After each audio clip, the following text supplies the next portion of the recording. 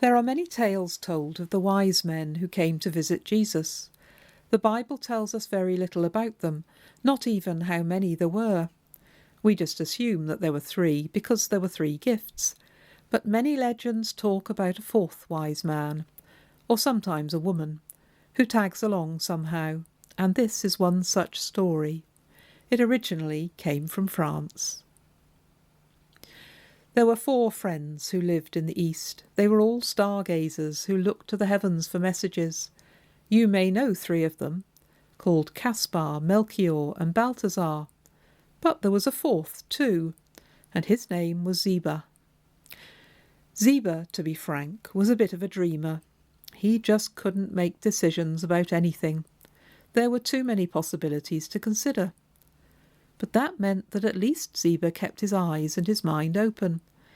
And maybe that's why it was Ziba who first saw the star. A new star shining in the night sky. A bright star that surely meant something. But what? Ziba called to his friends to come and see, and all of them agreed that this must mean that something important had happened. "It is said," said Caspar, "that when a star appears, a great leader must have been born somewhere." The others agreed, but who and where? They asked all the wise people they could find of every nation and faith, and finally they discovered that a nation far to the west of them, called Israel, was longing for a new king, a king sent by God, who would lead them in God's name and establish God's kingdom of justice and peace in the world. That sounds like a very fine hope, and surely, they said, this star must be the announcement that he's been born. We must go and visit him. But of course, said Melchior, we must take gifts. Kings deserve gifts. Fine gifts, said Balthazar. What shall we take? They agreed to go away and think about it, and in the morning, when they set off, they would each reveal what they were taking. The morning came, and the camels were prepared for the long journey. When everything else was loaded, Caspar, Melchior, and Balthazar came out carrying their gifts wrapped in silk. "I'm taking the baby some gold," said Caspar. "Gold for a king who comes from the splendour of heaven, gold to remind us that in him are all the riches of God's love." "And I am taking frankincense," said Melchior, "like the frankincense which is burned in the temple, whose sweet smoke goes up to heaven as a symbol of our prayers, to remind us that this king shows us the face of God and brings us close to him." "And I'm taking myrrh," said Balthazar, the ointment which we use for healing, because this king will come to heal the broken-hearted." They all agreed that these were fine gifts. "So, Ziba, what are you taking?" asked the others. "I don't know," said Ziba miserably. "I can't decide. I want it to be really special, but I can't think of anything special enough. Still, perhaps I'll find something on our travels. By the time we get there, I'm sure I'll have something to give." The other 3 rolled their eyes. Typical Ziba. Still, what could you do about him? He'd just have to come as he was. So the wise men set off, heading westwards, in the direction of the star. It was a long journey across the desert, stopping at towns and villages along the way.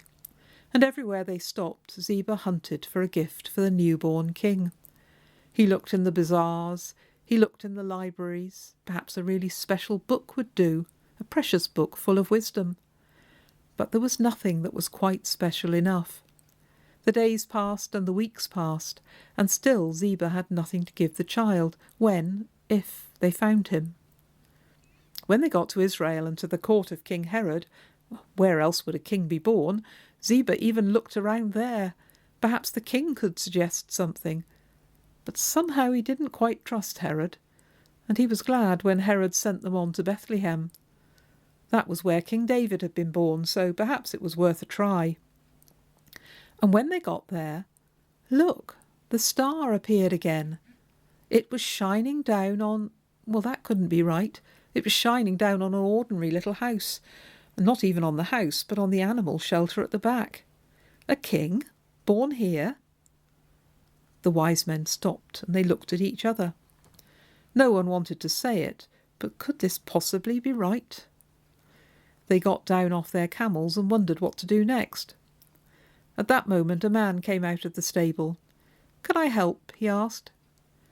"I know this sounds daft, but we're looking for a baby sent by God, born to be a king, following that star up there, and this is where it seems to be shining."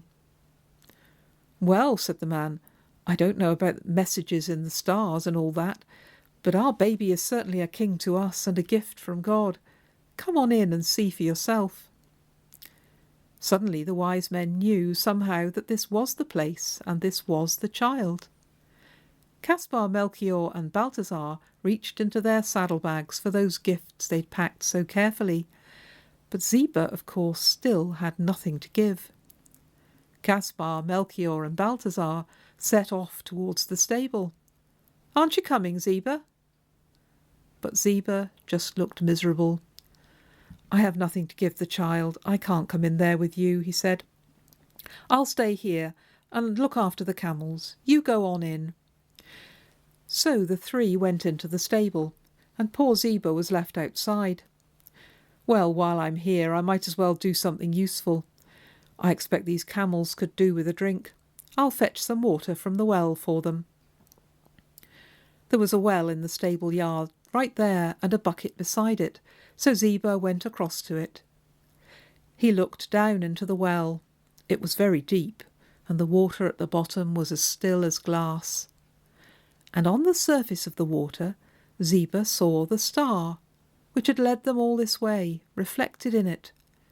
It was as bright as day, and beautiful. "What a wonderful star," he thought. "What beautiful light it has. I've never seen anything like it." And suddenly Ziba had an idea. What better present to give to the child than the very starlight that brought us here? If the star shines in the well, surely it will shine in the water I bring up in my bucket, thought Ziba. Yes, that's what I'll do. I'll draw up the starlight in my bucket and take it to the child in the stable. So Ziba lowered the bucket down the well. When it hit the water, the starlight shattered into a million pieces, but soon the water became still again, and there was the star, shining in the bucket just as it had before.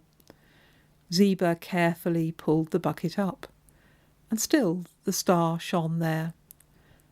Then he took the bucket by the handle and walked to the stable.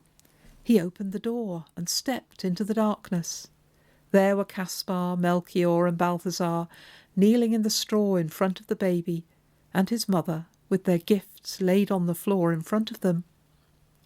They looked around to see who had come in, and Caspar came over to him. "Shh! The baby's sleeping." "What have you got there?" he hissed. "A bucket. We don't need water in here." "No," said Ziba. "I've brought a present for the child." "Huh? What?" "I've brought him the starlight. It was there in the well, and now I've got it in my bucket."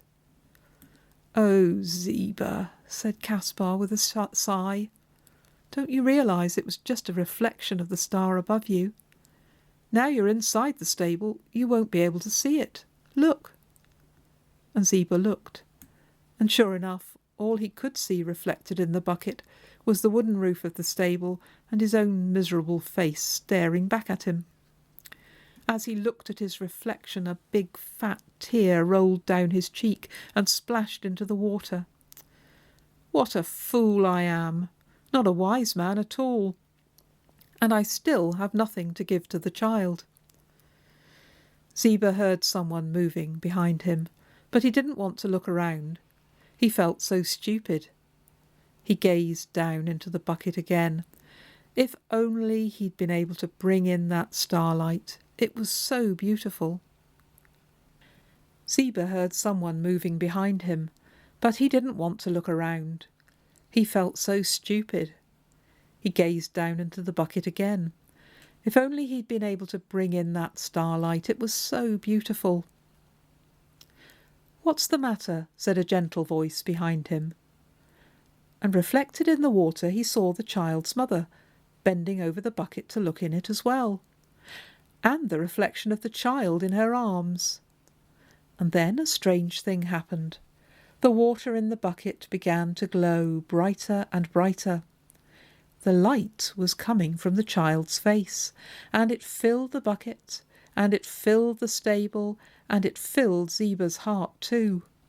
It was even brighter than the star, and far more beautiful. And suddenly Ziba realised that it didn't matter that he had nothing to bring for this child. It was enough that he had brought himself, just as he was, dithering and confused. God loved him and welcomed him anyway. And the wise men, all 4 of them, slept that night in the stable with the Holy Family. And then the following morning they began their long journey home again. At the end of their first day's travel, they stopped in the village for the night. The villagers were intrigued to know where these visitors had come from. So the 4 of them told about their long search for the child, led by the star, and how they'd found him in a stable and given him their gifts. "What gifts?" asked the villagers. "What did you give him?" "Gold and frankincense and myrrh," they said, and then there was Ziba's gift. And Ziba told the story of how he'd thought he could capture the starlight in his bucket, and how daft he'd been. It was just a reflection, but how the light of the child had filled the bucket and filled the stable and filled his heart. "It was just an ordinary bucket, like this one," said Ziba, picking up a bucket of water that was standing nearby, and he looked down into it to show them what he'd done. And a strange thing happened. This bucket too was filled with light. But this time it was his own face that was shining, lit up by the story he was telling, lit up by the love of God. And even stranger, when the villagers told the story later to their friends and neighbours, they found that the same thing had happened all over again. Their faces lit up too. And so it has been ever since. As the story has been told, so the lives of those who've heard it and told it in their turn have been lit up with the light that shines in the darkness. And the darkness, however dark it is, can't put it out. And maybe your face and mine might glow a little brighter today as we hear and share the story of the child who is the light of the world.